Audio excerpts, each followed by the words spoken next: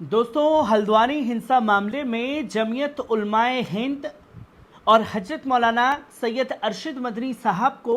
बड़ी कामयाबी हाथ लगी है। जहां बेगुनाह मुसलमानों को जानबूझ करके फंसाने का काम जो है वो किया गया, जिसकी तस्वीर सामने आई कि 6 महिलाओं को 50 मुसलमानों को गिरफ्तार किया गया, जिनके खिलाफ सबूत पेश नहीं कर पाए। जहां उत्तराखंड हाई कोर्ट में हल्द्वानी दंगा मामले में पुलिस की बर्बरता का शिकार हुई 6 महिलाओं समेत 50 मुसलमानों को जमानत अर्जी पर फैसला सुनाते हुए आरोपियों की जमानत अर्जी को मंजूर कर लिया गया है। जहां निचली अदालत को आरोपियों को एक निजी मुचलके और एक जमानत पर सशर्त जमानत पर रिहा करने का आदेश जो है वो दिया गया और आरोपियों को फरवरी के दूसरा सप्ताह में गिरफ्तार किया गया था। जहां उत्तराखंड हाईकोर्ट की 2 सदस्यीय पीठ के जस्टिस पंकज पुरोहित और जस्टिस मनोज कुमार तिवारी ने यह फैसला पिछले शनिवार को कोर्ट ने पक्षों की दलीलें सुनने के बाद सुरक्षित रख लिया था। जहां 50 मुसलमानों की ओर से हाई कोर्ट में कुल 6 याचिकाएं दाखिल की गई थी, जिन पर कुल 7 सुनवाई हुई। कोर्ट ने आज अपने मौखिक फैसले में आरोपियों को जमानत पर रिहा करने का आदेश जो है जारी कर दिया है। जहां कोर्ट का लिखित फैसला जल्द ही पक्षकारों को मुहैया कराया जाएगा और पीड़ितों की कानूनी मदद करने वाले संगठन जमीयत उलमाए हिंद की ओर से बहस करते हुए वरिष्ठ अधिवक्ता नित्या रामाकृष्णन ने कहा कि एजेंसी ने आरोपियों को गिरफ्तार करने के बाद उनके खिलाफ यूएपीए गैर कानूनी गतिविधियां रोकथाम अधिनियम लगाया था, ताकि आरोपियों को जमानत से वंचित किया जा सके और जांच एजेंसियों को जांच के लिए अधिक समय दिया जा सके। जहां न्यायमूर्ति पंकज पुरोहित और न्यायमूर्ति मनोज कुमार तिवारी को वरिष्ठ अधिवक्ता नित्या रामाकृष्णन ने आगे बताया कि सत्र न्यायालय ने आरोपियों की डिफॉल्ट जमानत याचिका खारिज करते हुए कहा था कि लोकसभा चुनाव के कारण आरोप पत्र दाखिल नहीं किया जा सका। समय रहते आरोपियों के खिलाफ मामला भी दर्ज कर लिया जाए, इसलिए पुलिस को अधिक समय देना गैरकानूनी नहीं है। इस पर नित्या रामाकृष्णन ने कोर्ट को बताया कि सेशन कोर्ट का ये औचित्य असंवैधानिक और अनावश्यक भी है, जहां कानून के मुताबिक गिरफ्तार आरोपी के खिलाफ समय पर आरोप पत्र दाखिल करना जरूरी है, जहां अन्यथा आरोपी डिफॉल्ट जमानत का हकदार होगा और आरोपी पर लगे आरोप का कोई महत्व नहीं होगा। जहां सुप्रीम कोर्ट और कई हाई कोर्ट ने अपने फैसलों में इस बात पर जोर दिया कि डिफॉल्ट जमानत आरोपी का संवैधानिक अधिकार भी है, जिसे उससे कोई नहीं छीन सकता। इसके बावजूद डिफॉल्ट जमानत का अधिकार आरोपी को मिलता रहेगा,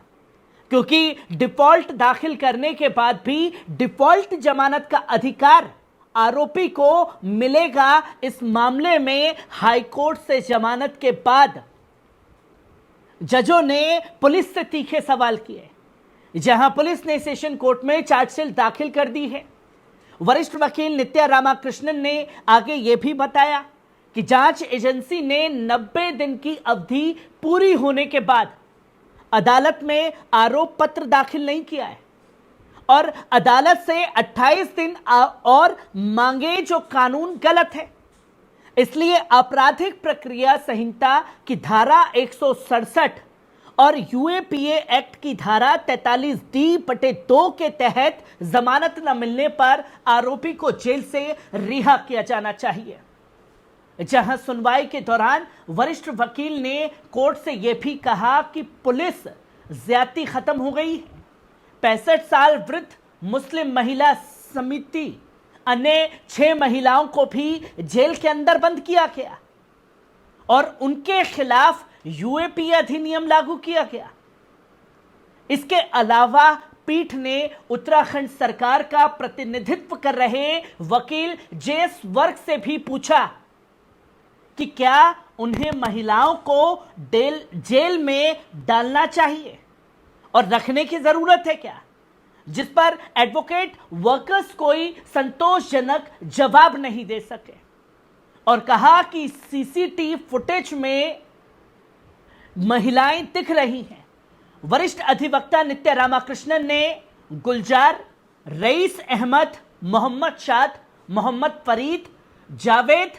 शरीफ पाचा, मोहम्मद इफ्तिकार, मुजम्मिल, जिशान, माजिद, रेहान, अहमद हसन, शाहरुख, अरबाज, साहिल अंसारी, हकम राजा, आदिल खान, मोहम्मद को आरोपी बनाया था,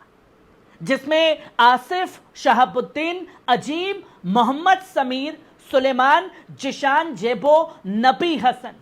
सरम मकरानी, शहजाद छोटा, सिराज हुसैन, मोहम्मद वसीम, अरबाज खान, यहां तक कि सलीम खान, मोहम्मद फरकान, मोहम्मद फिरोज, मोहम्मद अजीर, गुलजार अहमद मौजूद रहे, जिसमें जमीयत उलमाए हिंद की ओर से वरिष्ठ अधिवक्ता बेगम,